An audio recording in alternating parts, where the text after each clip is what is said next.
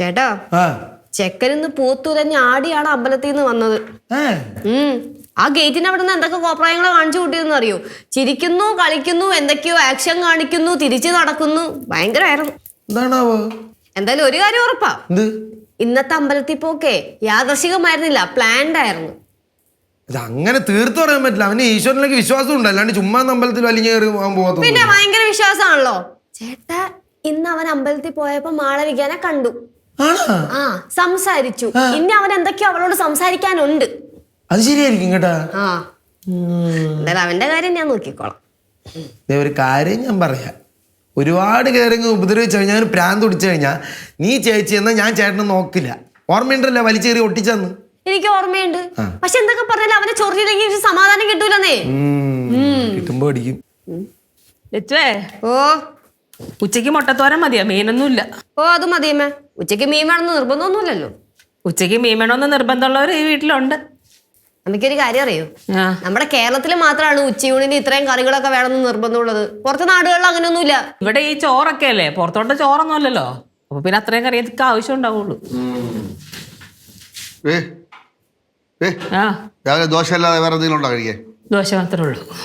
അതാണ് നല്ലത്. അതാകുമ്പോൾ ഒരു 3 കഴിക്കാം, വേറെ നിറയും. ബാക്കിയൊന്നും ശരിയാവില്ല. അങ്ങനെ വഴിക്കുവാ.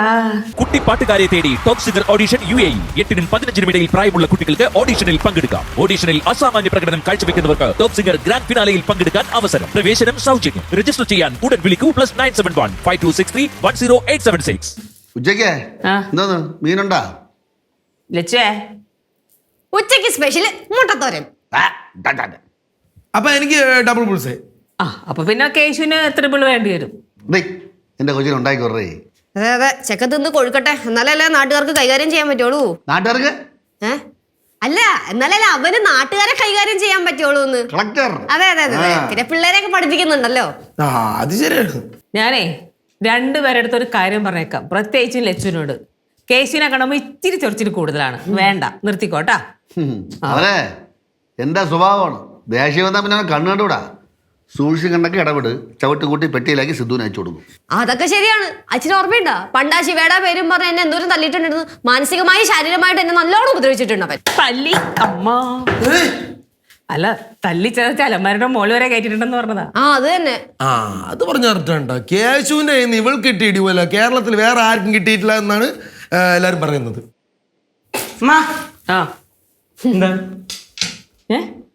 എന്ത് ഞാൻ കയറി വന്നപ്പോ ഒരു പുളിച്ച ചിരി. ഓ, എന്നെ കുറിച്ച് സംസാരിച്ചോണ്ടിരിക്കുകയായിരിക്കും അല്ലേ? അയ്യേ, അതിന് നിന്നെ പറ്റി ഇവിടെ ആരും സംസാരിച്ചു? ഞങ്ങളാരും സംസാരിച്ചൊന്നും. ആരും സംസാരിച്ചില്ലേ? നീ എന്തിനാ എന്നെ നോക്കണം? ഞാൻ സംസാരിച്ചൊന്നുമില്ല. സംസാരിച്ചിട്ടുണ്ടല്ലോ. ആരും എന്തിനു പറഞ്ഞെന്നാണ്? അച്ഛാ, കേശിന് മുമ്പിൽ കിടന്ന് ചുമ്മാ ഉരുളല്ലേ? എടാ, ഇവിടെ നിന്റെ മുമ്പിൽ കിടന്ന് ആർക്കാ ഉരുളണ്ടേ? ആർക്കും ഉരുളേണ്ട ആവശ്യമൊന്നുമില്ല. കേശു, ഞാൻ ഒരു കാര്യം പറഞ്ഞേക്കാം.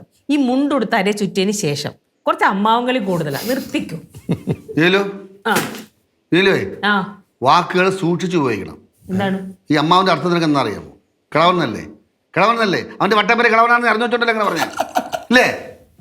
ഞാൻ അവൻ ഇന്നേ വരെ കിളവൻ കേശു എന്ന് വിളിച്ചിട്ടില്ല. നിന്നെ ഞാൻ എപ്പോഴെങ്കിലും കിളവൻ കേശു എന്ന് വിളിച്ചിട്ടുണ്ട്? ഇവിടെ ആരും അവന് കിളവൻ കേശു എന്ന് വിളിക്കാറില്ലല്ലോ. ചേട്ടൻ വിളിക്കാറുണ്ടായിരുന്നു. ഞാൻ കിളവൻ കേശു എന്ന് ഒരിക്കലും കുറച്ച് വർഷങ്ങളായിട്ട് വിളിക്കാറില്ല.